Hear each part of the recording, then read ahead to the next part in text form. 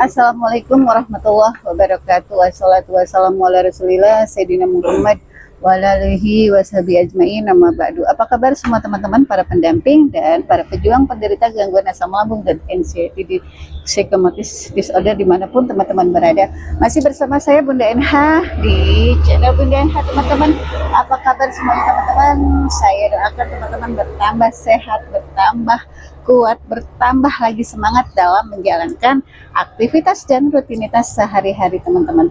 Baik teman-teman yang baru bergabung dan belum subscribe, jangan lupa subscribe terlebih dahulu channel Bunda NH yang akan memberikan pemahaman ya, mengedukasi teman-teman seputaran gangguan asam lambung dan anxiety psychosomatic disorder. Semuanya berdasarkan pengalaman saya teman-teman. Saya bukan dokter, saya juga bukan medis, saya juga bukan ahli terapis teman-teman, tapi saya mempunyai pasangan yang terkena gangguan asam lambung dan anxiety psychosomatic disorder, akhirnya bisa kembali hidup secara normal teman-teman.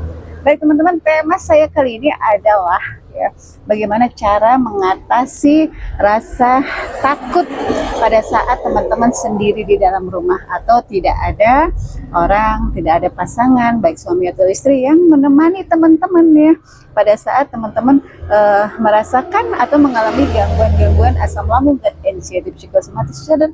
Nah teman-teman, kita simak sampai habis, sampai selesai ya videonya, agar teman-teman bisa memahami nih bagaimana sih cara atau solusi pada saat menangani gangguan asam lambung dan anxiety psychosomatic disorder. Nah teman-teman, saat ini posisi saya ada di daerah ini ya, Gantong ya, kita menuju ke Bandung teman-teman. Jadi mohon maaf apabila ada salah ini ya, dengernya itu ya, karena di posisi di pinggir jalan.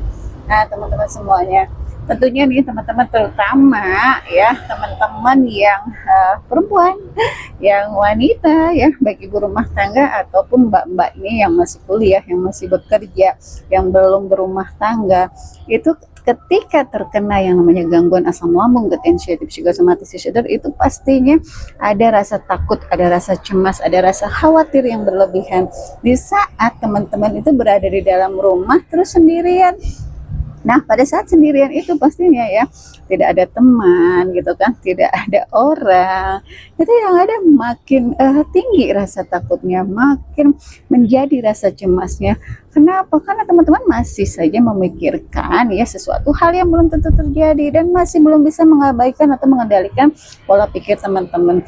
Yang ada teman-teman ya pada saat sendirian di dalam rumah, apalagi tengah malam nih, pastinya itu wah pokoknya luar biasa horor banget, dan dirasakan sensasi-sensasinya begibun berasa ya datangnya itu, terutama ya rasa takut, rasa cemas akan ini ya, akan atau kematian. Nah padahal itu teman-teman ya, pada saat sendiri justru ya teman-teman harus bisa yang namanya ini teman-teman, bisa menenangkan diri ya, walaupun sendiri ya, tidak ada teman. Nah cara menenangkan dirinya seperti apa sih Bun? Nah teman-teman bisa nih ya, teman-teman ambil air wudhu ya kan, terus teman-teman buka atau baca artikel-artikel yang menyemangati, atau teman-teman bisa mensiasatinya ya dengan menghubungi saudara atau menghubungi kerabat terdekat untuk menemani teman-teman.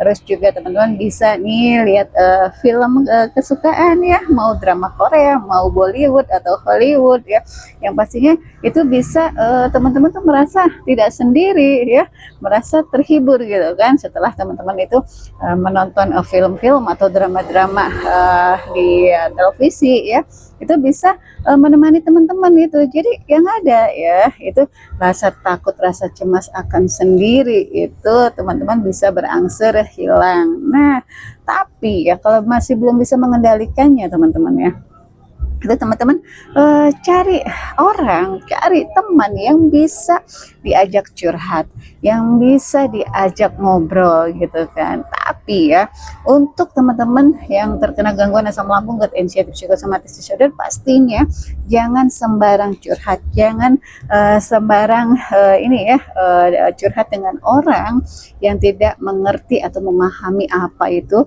gangguan asam lambung dan anxiety psychosomatic disorder. Pastinya yang ada teman-teman nanti akan ke-trigger karena mereka tidak memahami kondisi yang terjadi gitu kan pada teman-teman ya, akan ketakutan, akan kecemasan ya terkait sensasi yang selalu saja teman-teman belum bisa mengendalikan pola pikirnya, itu selalu dikaitkan dengan penyakit-penyakit berat atau akan kematian gitu kan. Nah, carilah orang yang tepat ya, yang tepat, yang bisa memahami kondisi teman-teman semuanya. Nah, pada saat sendiri di dalam rumah itu misalkan nih suami bekerja gitu kan, shift malam atau masuk kerjanya itu malam hari. Nah, teman-teman itu bisa melakukan komunikasi ya, tapi tidak sesering mungkin karena akan nanti khawatirnya itu mengganggu kerja dari pasangan teman-teman gitu. Jadi belajarlah untuk memberanikan diri teman-teman, berani pada saat sendiri di dalam rumah. Udah nggak apa-apa, whatever gitu kan. Tidak akan terjadi apa-apa teman-teman. Apa yang teman-teman takutkan itu tidak akan terjadi teman-teman. Jadi yang penting teman-teman bisa mengabaikan pikiran negatifnya, terus alihkan ke kegiatan fisik ya, atau aktivitas fisik untuk mengurangi rasa cemas, rasa takut, rasa khawatir yang berlebihan. Dengan tadi ya bisa menonton TV, terus membaca buku ya, atau ngobrol lewat telepon dengan saudara, dengan orang tua. Nah, itu lakukan itu teman-teman untuk bisa mengalihkan pikiran-pikiran negatif yang selalu berseliweran di pikiran teman-teman. Satu itu, terus belajar yang namanya cuek atau masa bodoh terhadap sensasi. Jadi selalu saja sensasi itu jangan dikait-kaitkan dengan penyakit berat teman-teman. Hadapi sensasi-sensasi yang datang ke teman-teman itu. Terus juga abaikan ya, belajarlah cuek teman-teman ya. Sensasi itu juga kalau kitanya cuek ya, kita belajar masa bodoh gitu kan, kita tidak terlalu rasakan sensasi terlalu dalam, itu sensasi yang ada nanti akan berkurang dan bahkan berangsur menghilang teman-teman. Dan teman-teman itu akhirnya bisa tenang, bisa nyaman. Nah, buatlah di dalam rumah walaupun sendiri itu senyaman mungkin, sebaik mungkin sesuai dengan keinginan teman-teman ya. Bisa teman-teman itu misalkan mengalihkan nih rasa kesepian ya pada saat tidak ada orang di dalam rumah, itu kan khawatirnya, cemasnya itu datang. Teman-teman bisa deh namanya beres-beres rumah, beres-beres kamar, atau ganti posisi ini ya, posisi tempat tidur itu, merapikan barang-barang teman-teman yang pastinya sepanjang hari mungkin ya teman-teman kebanyakan orang yang menderita gangguan asam lambung, anxiety, psikosomatis disorder itu selalu saja ini maunya rebahan gitu kan, asik main ini ya, main handphone, asik media sosial, terus juga kadang ya teman-teman itu lupa waktu, akhirnya selalu saja pengen rebahan. Yang namanya bergerak itu akhirnya terbatas tuh teman-teman. Nah, itu kurangin rebahan, kurangin yang namanya malas bergerak di sepanjang hari. Agar apa? Agar teman-teman bisa yang namanya tidur malam itu bisa maksimal, kualitas tidur yang baik itu tercukupi ya. Dan akhirnya teman-teman bisa ini mengabaikan pikiran negatifnya, dan malam hari walaupun ditinggal suami kerja, walaupun ditinggal istri masuk kerja shift malam, itu teman-teman yang ada tenang gitu kan, tenang, nggak usah khawatir biar suami kerja ya, kita tenang, kita aman gitu kan di dalam rumah, kita nyaman di dalam rumah sampai dengan akhirnya besok pagi nih teman-teman bisa bangun pagi ya, itu lebih fresh. Nah, setelah bangun pagi lebih awal teman-teman jangan lupa dia sarapan dulu itu kan, terus olahraga jalan kaki di pagi hari. Pokoknya Bunda nggak akan bosan-bosan untuk mengingatkan teman-teman nih ya, olahraga jalan kaki di pagi hari. Agar apa? Agar bisa menyehatkan dan bisa mengalihkan yang namanya pikiran-pikiran negatif dari teman-teman. Ayo dicoba, yang belum yang belum dicoba, yang belum mencoba ya olahraga jalan kaki di pagi hari, itu ayo keluar rumah, latih mentalnya, paksakan diri, beranikan diri untuk keluar rumah pagi hari ya, terkena sinar matahari itu sangat baik sekali. Nah, ada juga yang tanya ke Bunda, Bunda kalau misalkan setengah 8 atau jam 8 olahraganya gimana? Nah, bebas teman-teman, karena paginya repot ngurus anak, ngurus suami gitu kan, atau bahkan pergi ke kantornya itu di pagi hari ya kan, di jam 7 atau jam 8. Nah, itu teman-teman sempatkan ya, paling tidak itu 10 sampai 15 menit untuk olahraga jalan kaki di pagi hari sebelum teman-teman keluar rumah, sebelum teman-teman sibuk dengan rutinitas ya di luar rumah.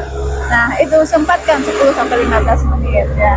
Itu coba deh lakukan dengan konsisten olahraga jalan kaki di pagi harinya. Itu teman-teman akan merasakan perubahan ya, perkembangan yang lebih baik lagi.